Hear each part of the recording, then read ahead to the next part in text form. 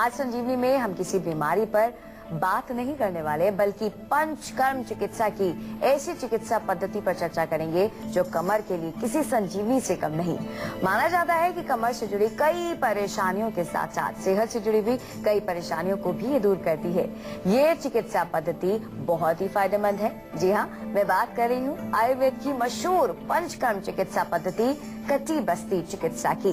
तो आज हम डॉक्टर साहब से इसी के बारे में जानेंगे। इसे ध्यान से देखिए आज का ये प्रोग्राम, ताकि आप जान सके कटी बस्ती चिकित्सा होती क्या है इसकी खासियत, कितनी फायदेमंद होती है, कैसे हम इसका लाभ उठा सकते हैं। साथ ही साथ संजीवनी टिप्स में हम जानेंगे खांसी को दूर करने के कारगर और बेहद आसान नुस्खे। सबसे पहला सवाल डॉक्टर साहब से यही पूछ लेते हैं कि कटी बस्ती चिकित्सा होती क्या है। पंचकर्म में कटी बस्ती चिकित्सा को इतनी अहमियत क्यों दी गई है? डॉक्टर साहब, ये होती क्या है? इसका नाम बेहद अनोखा है। जी देखिए, कटी शब्द जो है उसका मतलब होता है कमर जी संस्कृत में। अगर और बस्ती जो है, बस्ती के कई मीनिंग होते हैं, लेकिन आयुर्वेद में बस्ती का एक मीनिंग बड़ा सिंपल सा है कि जो ऐसी कोई चीज या ऐसा कोई यंत्र जो उस किसी चीज को होल्ड करे। तो कमर के ऊपर कुछ चीज हमें भरनी है, ऊपर उसको कमर के ऊपर हमें कोई चीज होल्ड करनी, जैसे नेत्र बस्ती हम करते हैं, ऐसी कटी बस्ती, ग्रीवा बस्ती यानी कि अगर गर्दन पर करते हैं, हृदय बस्ती अगर हार्ट के ऊपर करते हैं। तो कई प्रकार की बस्ती आयुर्वेद में काफी प्रचलित है। बस्ती का अर्थ होता है कि आप एक रिंग टाइप की एक गोल एक बनाते हैं कमर के ऊपर, जैसे रिंग होता है मोटा आटे का, उसको कमर के ऊपर रख देते हैं और ऐसा उसको बनाते हैं कि उसमें से कहीं बाहर तेल ना निकले। फिर उसमें तेल भर देते हैं। मरीज को उल्टा लेटा करके पेट के बल कमर पर एक मोटे आटे की रिंग, जिसका कि कम से कम 2-3 इंच उसका हाइट होता है, और उसमें फिर गरम तेल, मेडिकेटेड ऑयल हम उसमें भरते हैं। फिर थोड़ा तेल निकालते हैं, फिर थोड़ा गरम डालते हैं। इस तरह से ये प्रक्रिया आधा घंटे करीब चलती रहती है। तो ये होती है कटी बस्ती। इसको और कमर के लिए जैसा आपने कहा कि संजीवनी, डेफिनेटली, क्योंकि कमर के रोग जो क्रॉनिक हो जाते हैं या जो ऐसे रोग हो जाते हैं जिनको कि डॉक्टर भी कहते हैं कि भाई अब हमारे पास कोई इलाज नहीं है, ऑपरेशन करा लीजिए, या आपको कहते हैं कि भाई आपका डिस्क प्रोलैप्स हो गया है या डिस्क हर्निएटेड हो गया है, डिस्क में स्पेस आ गया है, डिस्क स्लिप हो गई है, ऐसा रोग आपने सुना होगा, स्पॉन्डिलाइटिस जिसको बोल देते हैं, स्पॉन्डिलोसिस जिसको कहते हैं। तो उसमें कटी बस्ती हमारे यहाँ बहुत अच्छा काम करती है। तो ये कटी बस्ती मैंने आपको ब्रीफ में समझा दिया। आज हम बात कर रहे हैं कटी बस्ती चिकित्सा की। आइए डॉक्टर साहब से जानते हैं कि आखिरकार इस चिकित्सा की किसको जरूरत है, किसको नहीं, और क्या जो इंसान नॉर्मल है, जिसे कोई भी बीमारी नहीं है, क्या वो भी इसका नियमित रूप से इस्तेमाल कर सकता है, इसे करवा सकता है? आइए जानते हैं। डॉक्टर साहब, पहले तो ये बताइए किस तरह का रोगी इस चिकित्सा का इस्तेमाल करता है और क्या जो व्यक्ति नॉर्मल है वो भी कर सकता है? देखिए, कटी बस्ती जो है बहुत अच्छी एक ट्रीटमेंट है आयुर्वेद की। खास तौर से वो लोग जो कमर दर्द से परेशान रहते हैं, कमर में जर्क आ जाता है, एकदम से झटका लग जाता है, या डॉक्टर ने कहा है कि आपकी जो है डिस्क में जो गैप आ गया है, स्लिप डिस्क आपको हो गया है। कभी कभार डॉक्टर आपको कहेंगे कि आपकी कोई नस दबी है, पिंच्ड नर्व उसको बोलते हैं। तो ये इस प्रकार के स्पॉन्डिलाइटिस या स्पॉन्डिलोसिस लंबर L5, S1, ऐसे आपको कभी डॉक्टर लोग बताएंगे L4, L5 में गैप बढ़ गया है। ये जो आपके अगर इस तरह के रोग हैं तो इसमें कटी बस्ती जरूर ट्राई करिए। मैं आपको बिल्कुल बहुत जोर दे करके ये बात कह रहा हूँ कि कटी बस्ती से हमारे यहाँ बहुत अच्छे रिजल्ट हमने देखे हैं, वो जरूर आप ट्राई करिए। जहाँ तक पूछा आपने कि जो लोग स्वस्थ हैं वो भी करा सकते हैं। डेफिनेटली जो लोग बहुत ज्यादा सेडेंटरी हैं, जो बैठ करके काम करते हैं, दिन भर बैठे रहते हैं, वो अगर स्वस्थ रहने के लिए भी कभी कभार इसको कराएं तो उनको अच्छा रहेगा। उनकी मसल्स जो है वो रिलैक्स रहेंगी, किसी प्रकार के टॉक्सिन्स वहाँ जमने नहीं पाएंगे, और छोटा मोटा अगर कुछ वहाँ पर वेयर एंड टियर जो चलता है उसकी रिपेयर भी हो जाएगी, क्योंकि इससे वहाँ हमारी जो मांसपेशियां हैं, नर्व्स हैं, उनको नरिशमेंट भी मिलती है, उनको पोषण भी मिलता है। अमृतसर से दीपक जुड़ गए हैं, स्वागत है आपका, अपना सवाल करें। नमस्कार डॉक्टर साहब। नमस्कार जी। डॉक्टर साहब, मेरे ना बहुत ज्यादा एसिडिटी की प्रॉब्लम रहती है 6 महीने से, और खट्टी खट्टी डकारें आती है ऊपर की तरफ। जब खाना खा लेता हूँ ना, उनके बाद जलन होती है छाती में। जी देखिए, एसिडिटी भी बड़ी कॉमन प्रॉब्लम है, बहुत सारे लोगों को होती है, खान पान से ज्यादा होती है। चाय सबसे बड़ा दुश्मन है। जो लोग चाय पीते रहते हैं दिन भर, बिना मतलब ही चाय पीते रहते हैं। कई बार होता है कुछ नहीं है करने को, चलो चाय पी लो, कैंटीन में चले जाओ। घर में भी देखा है मैंने, छुट्टी वाले दिन कुछ करने को नहीं है, चलो एक चाय बना लीजिए। तो चाय जो है वो डेफिनेटली एसिड बनाती है, गर्मी करती है, गर्म होती है। उसको हमेशा जो है आपको देखना है कि कहीं चाय तो नहीं पी रहे। मिर्च मसाले हमारे यहाँ भारत में बहुत ज्यादा प्रचलित हैं। मिर्च बहुत खाते हैं लोग, लाल मिर्च, हरी मिर्च, हर प्रकार की मिर्च। थोड़ा सा खट्टा तीखा बहुत चलता है यहाँ पर। आपने देखा होगा कहीं बाहर भी आप खाते हैं तो कहेंगे भैया थोड़ा चटनी ज्यादा डाल देना इसमें थोड़ी मिर्च थोड़ी और ज्यादा डाल देना, थोड़ा तीखा बना देना इसको। तो ये जो है ज्यादा हीट हमारी बॉडी में जब बढ़ेगी तो पित्त की वृद्धि होती है। ऐसे ही गर्म देश है हमारा, गर्मियों में तो टेम्परेचर 40-45 से भी ऊपर चला जाता है। तो इतनी हीट में तो कुछ ठंडा लेना चाहिए, नारियल पानी पिए, तरबूज खाएं, खीरा खाएं, ककड़ी खाएं, इससे एसिडिटी भी दूर हो जाएगी।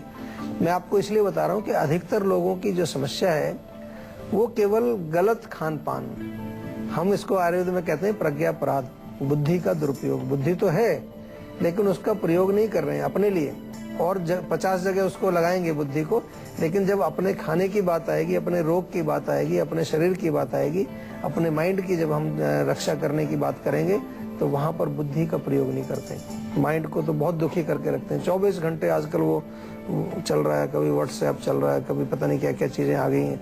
तो ये बड़ी खतरनाक चीजें हैं। माइंड को बिल्कुल जो है रेस्ट मिलता ही नहीं है बेचारे को। बनाई तो इसलिए थी ये चीजें, कंप्यूटर और फोन वगैरह इसलिए बनाए गए थे कि हम अपना काम जल्दी खत्म करके माइंड को ज्यादा रिलैक्स करेंगे, मेडिटेशन ज्यादा करेंगे, मंत्र वगैरह जप करेंगे, कुछ पूजा पाठ करेंगे। लेकिन अब सब खत्म हो गया है, 24 घंटे जो है उसी में लगे रहते हैं। तो थोड़ा सा समझने की जरूरत है। बुद्धि का प्रयोग मैंने आपको बताया, बुद्धि का प्रयोग करिए, बुद्धि का दुरुपयोग मत करिए। चलिए डॉक्टर साहब से ये जानते हैं, जो आजकल भ्रांति चल रही है, लोग हमेशा यही सोचते हैं कि कटिबस्ती चिकित्सा या पंचकर्म चिकित्सा बहुत महंगी होती है, बहुत टाइम टेकिंग होती है, आम आदमी कैसे करेगा। आइए डॉक्टर साहब से जानते हैं इस बात में कितनी सच्चाई है। डॉक्टर साहब, ये भ्रांति चली आ रही है, बहुत लोगों के मुंह से मैंने भी सुना है कि महंगी चिकित्सा है, बहुत वक्त लगता है, क्या वाकई ऐसा है? देखिए, महंगी तो मैं नहीं कहूँगा, महंगी क्यों लोग कहते हैं मुझे समझ नहीं आता। आपको पहले तो ये समझना चाहिए कि उसमें क्या क्या करते हैं वो लोग, कि कौन सा तेल लगाते हैं, वो तेल कितना महंगा है। 2 लोग कम से कम थेरेपिस्ट या एक थेरेपिस्ट तो उसमें लगेगा, उसका टाइम लगेगा। और कटिबस्ती की बात अगर करें तो कटिबस्ती तो इतनी एक्सपेंसिव नहीं होती है। कहीं से आपने गलत सुना है, कटिबस्ती बहुत महंगी नहीं है, बहुत रीजनेबल प्राइस पर होती है। अलग अलग जगह की बात है, अगर आप बहुत 5 स्टार फैसिलिटी में कहीं जाएंगे तो शायद उसका बहुत ज्यादा चार्ज करेंगे। नॉर्मल पंचकर्म सेंटर में जाएंगे तो उतना चार्ज उसका नहीं लगता है। और टाइम कंज्यूमिंग भी नहीं है। कटिबस्ती ज्यादा से ज्यादा आधा घंटा आपको लगता है, उसके बाद आप चाहें तो थोड़ा सा रेस्ट करके और फिर दोबारा से अपने काम पर आप जा सकते हैं। तो ऐसी कोई बात नहीं है, इसमें आपको पूरे शरीर में भी कुछ नहीं करना है, केवल कमर पर ही ट्रीटमेंट हो रहा है। तो ऐसा भी नहीं है कि कहीं तेल आपके बालों में लग जाएगा तो आप ऑफिस नहीं जा सकते हैं। मतलब अगर आप दिन में ट्रीटमेंट करा करके वापस काम पर भी जाना चाहते हैं वो भी पॉसिबल। लेकिन हम एडवाइज ये करते हैं कि जब भी आप कोई पंचकर्म की चिकित्सा कराएं तो थोड़ा सा रेस्ट भी करना चाहिए। हमेशा जो है भाग दौड़ में नहीं लगे रहिए। तो टाइम निकाल करके 4-5 दिन का अगर आपको कभी कटिबस्ती कराना है तो थोड़ा कोशिश करिए कि उसके बाद थोड़ा रेस्ट करें। रेस्ट करने से भी हमारे बॉडी में काफी जो है ताकत मिलती है और हमारे जो रोग हैं वो ठीक होते हैं। भोपाल से गुलशन जुड़ गए हैं, स्वागत है आपका, अपना सवाल करें। जी नमस्ते सर। नमस्कार जी। जी सर, मेरा क्वेश्चन है, मेरा छोटा भाई है, उसे चलने में 2 साल से प्रॉब्लम हो रही है पैरों में, और हमने इसके चेकअप भी कराया तो उसकी हड्डी थोड़ी बड़ी बता रहे डॉक्टर। कितनी उम्र है अभी उसकी? जी 12 साल का है वो। तो चलने में प्रॉब्लम होती है या उठने बैठने में भी प्रॉब्लम होती है? नहीं, चलने में ही प्रॉब्लम हो रही है उसे। अच्छा, और हड्डी कहाँ की बड़ी हुई बताइए डॉक्टर ने? जी घुटने से बढ़ रखी है। अच्छा, देखो थोड़ा सा समझना पड़ेगा। अभी जो आपने बात कही इससे मुझे पूरा समझ में नहीं आ रहा है कि क्या इसका कारण हो सकता है। हड्डी बढ़ना 12 साल की उम्र में कुछ मेरे को समझ नहीं आता। हड्डी में कोई चोट लगना वो दूसरी बात है, या वहाँ सूजन आना वो दूसरी बात है। तो मैं आपसे निवेदन करता हूँ कि थोड़ा सा विस्तार से हमारे डॉक्टर्स को ये केस पूरा समझाएं, उसके बारे में बताएं कि क्या उसका है। कोई रिपोर्ट्स वगैरह अगर आपने कराई हैं जिसके बिना पर जो है डॉक्टर ने आपको बताया है कि हड्डी बढ़ी हुई है, तो वो हमें भेज सकते हैं। आप ईमेल कर सकते हैं, फैक्स कर सकते हैं, या पर्सनली भी आप हमारी जो है क्लिनिक्स पर जाकर के डॉक्टर से मुलाकात कर सकते हैं। हमारी क्लिनिक्स विभिन्न शहरों में है।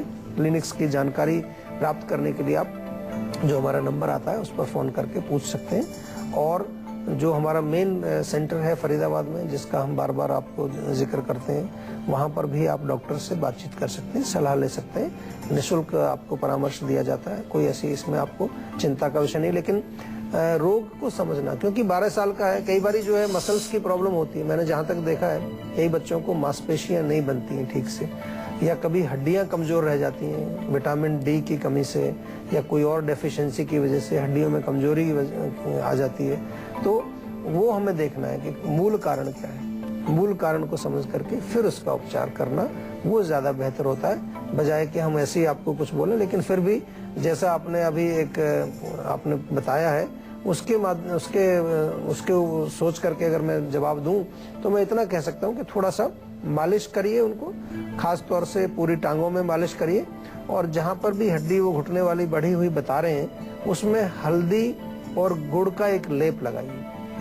हल्दी और गुड़ का थोड़ा पेस्ट बना करके गर्म करके उसमें हल्दी मिला करके उसका लेप करिए। हल्दी में बहुत अच्छे गुण होते हैं, वो सूजन को भी कम करती है, दर्द को भी कम करती है, चोट के जो अगर वहां पर कुछ है उसको भी कम करेगी। लेकिन फिर भी थोड़ा सा इसको विस्तार से समझना पड़ेगा, तभी उसका अच्छा उपचार हम कर पाएंगे। इसी के साथ बारी आ गई है आज की संजीवनी की। आइए डॉक्टर चौहान से जानते हैं कटी बस्ती को लेकर क्या है आज की संजीवनी। तो डॉक्टर साहब, क्या है आज की संजीवनी? देखिए, कमर दर्द कॉमन सी चीज है। कमर दर्द यदि आपको है तो उसमें मैं आपको बताऊं कि हमारे यहाँ पंचकर्म सेंटर में जब आप आएंगे तो ऐसा नहीं कि कटी बस्ती डायरेक्ट की जाएगी, पहले अभ्यंग करते हैं, यानी कि मालिश पूरी बॉडी में की जाती है। क्योंकि कमर का कनेक्शन, रीढ़ की हड्डी का कनेक्शन हमारी टांगों से भी है, हमारे हाथों से भी, हमारे शरीर के और अंगों से। तो पूरी बॉडी को ही हम कोशिश करते हैं कि अभ्यंग करके या उसको थोड़ा सा मालिश करके फिर कटी बस्ती की जाए, वो ज्यादा अच्छा है। लंबर स्पॉन्डिलोसिस या लंबर स्पॉन्डिलाइटिस जो भी आप उसको कहें, वो आमतौर पर जब लोगों को हो जाता है तो उसमें जो है अभ्यंग यानी कि मालिश भी की जाती है आपके कमर के ऊपर, फिर कटी बस्ती और थोड़ा सा वहाँ स्टीमिंग भी किया जाता है। नाड़ी स्वेद यानी कि एक स्पेशल जगह पर हम भाप लगाते हैं, वो किया जाता है, बहुत फायदा करता है कटी बस्ती के साथ। इसी के अलावा बहुत ज्यादा जैसे कि आपकी टांग में दर्द जा रहा है, सैटिका का पेन हो गया है, या आपको कहीं नस दबी हुई है, डॉक्टर लोग बोलते हैं, उसमें कटी बस्ती और साथ में पोटली मसाज भी की जाती है। पोटली एक बनाते हैं जड़ी बूटी के, आप चूर्ण वगैरह मिला करके, कुछ ताजे पत्ते वगैरह मिला करके एक कपड़े की पोटली, और उसमें फिर तेल, गरम तेल में उसको थोड़ा डुबो करके फिर उससे मालिश की जाती है। तो इस प्रकार से कटी बस्ती के काफी सारे फायदे हैं। आमतौर पर जो है कमर के किसी तरह के रोग हों आपके, ना केवल कमर दर्द के, लेकिन टांगों में भी जो दर्द जा रहा है आपके, दोनों टांगों में जा रहा है या पूरी टांग में जा रहा है, कई लोग कहते हैं पिंडलियों में दर्द हो रहा है, उसका कनेक्शन भी कहीं आपके टांग से हो सकता है, या केवल आपके थाइज में दर्द हो रहा है, या हिप्स में आपके दर्द हो रहा है, तो ये सब चीजों में आपको कटी बस्ती से बहुत फायदा मिलेगा। लेकिन डेफिनेटली पहले आप डॉक्टर से परामर्श करेंगे, घर पर इसको नहीं कर सकते आप। जैसे कि डॉक्टर साहब ने हमें ये बताया कि कटी बस्ती चिकित्सा कराने के बाद हमें रेस्ट लेने की जरूरत है, थोड़ा सा आराम हम अपने शरीर को दें। और कौन सी बातें हैं जिनका ख्याल रखना चाहिए, कौन सी सावधानियां हैं, आइए जानते हैं डॉक्टर साहब। और कौन कौन सी ऐसी विशेष बातें हैं कटी बस्ती चिकित्सा अगर हम ले रहे हैं तो हमें ध्यान में रखनी है? एक तो सबसे पहले मैंने जैसा अभी कहा कि प्रॉपर गाइडेंस के अंदर आपको करनी है। ऐसा नहीं कि आप खुद घर पे ही करने लगे, आपको डॉक्टर के अंडर में, क्योंकि उसमें कोई कॉम्प्लिकेशन होगा तो डॉक्टर उसको समझ सकता है। दूसरा जो है, खाने पीने में बहुत ध्यान रखना है। जैसा मैंने शुरू में कहा था, वात प्रकोप नहीं होना चाहिए। उड़द की दाल, राजमा, छोले, गोभी, भिंडी वगैरह का सेवन ना करें। और कभी कभार बहुत ज्यादा वहाँ सूजन वगैरह अगर है तो पहले सूजन को थोड़ा कम करें, थोड़ा स्नेहन स्वेदन वहाँ किया जाए, उसके बाद फिर कटी बस्ती की जाए। और बहुत क्रॉनिक समस्या जब होती है तो ये भी मैं आपको बता दूं पहले से कि जब आप कटी बस्ती या कोई भी पंचकर्म चिकित्सा कई बार कराते हैं तो पहले 1-2 दिन हो सकता है थोड़ा सा दर्द आपको बढ़ जाए। जो मांसपेशियां इतने दिन से हार्ड टाइट बनी हुई हैं, उनको जब हम थोड़ा सा टच करते हैं तो उनमें थोड़ा सा वेदना या दर्द थोड़ा बढ़ सकता है। वो घबराइए नहीं, वो डॉक्टर की देखरेख में करेंगे तो डॉक्टर आपको पूरा समझाएंगे उसके। चलिए इसी के साथ बिना वक्त गवाए बात कर लेते हैं संजीवनी टिप्स की और डॉक्टर साहब से जानते हैं खांसी को दूर करने के कारगर नुस्खे। आइए जानते हैं क्या है डॉक्टर टिप्स। डॉक्टर साहब, लोग बहुत परेशान होते हैं, खांसी जब आने लगती है, बात नहीं हो पाती है, और ऐसे में कई बार तो ऐसा आलम हो जाता है कि बस लगता है कि अब बस जी। तो ऐसे में क्या करें, कैसे बचे? देखिए, सबसे पहले समझने की कोशिश करें कि खांसी किस प्रकार की, कभी सूखी खांसी होती है, कभी बलगम वाली खांसी होती है। तो हर जगह एक ही रोग, एक ही इलाज नहीं चलता है। हम आपको बताएं, सबसे पहले तो जो बलगम आपके गले में है या चेस्ट के अंदर कंजेशन है, थोड़ा सा उसको सॉफ्ट करने के लिए गर्म पानी लें, उसमें सेंधा नमक डाल के और उससे गरारे करने शुरू करें। अगर सूखी खांसी है, बहुत ज्यादा आप कोशिश करते हैं, कुछ भी बलगम नहीं निकलता है, रात भर बैठे रहते हैं, तो 1 चम्मच देसी घी ले लीजिए, उसको गर्म करो भगोने में। जब वो गर्म हो जाए, ऊपर से 1 कप दूध डाल दीजिए उसमें, जैसे तड़का लगाते हैं, छौंक लगाते हैं। दूध छौंक करके उसको ढक के गर्म होने दीजिए। गरम गरम पी के रात को सो जाइए, बहुत फर्क पड़ेगा। क्योंकि जो बात है, खुश्की जो है, वो उससे तरावट आकर के बलगम थोड़ा सा सॉफ्ट होके निकल जाएगा बाहर।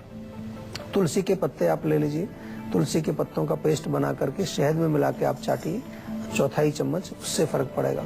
1/4 चम्मच हल्दी जो होती है, हल्दी पाउडर, उसको गर्म दूध में मिलाकर आप पिए, उससे बहुत फर्क पड़ता है। और 1/4 चम्मच हल्दी, आधा चम्मच सौंठ का पाउडर शहद में मिला करके आप चाट लीजिए, उससे भी आपको फर्क पड़ेगा। सूखी खांसी में भी और गीली खांसी दोनों में फर्क पड़ेगा। तो इस प्रकार से आप खांसी को भगा सकते हैं। लेकिन थोड़ा सा अगर क्रॉनिक हो जाती है तो आयुर्वेदिक दवाइयाँ जरूर ले लीजिए। आयुर्वेद में बहुत अच्छी दवाइयाँ हैं इसके खांसी के लिए, जो बहुत जल्दी आराम से आपको ठीक कर सकती हैं।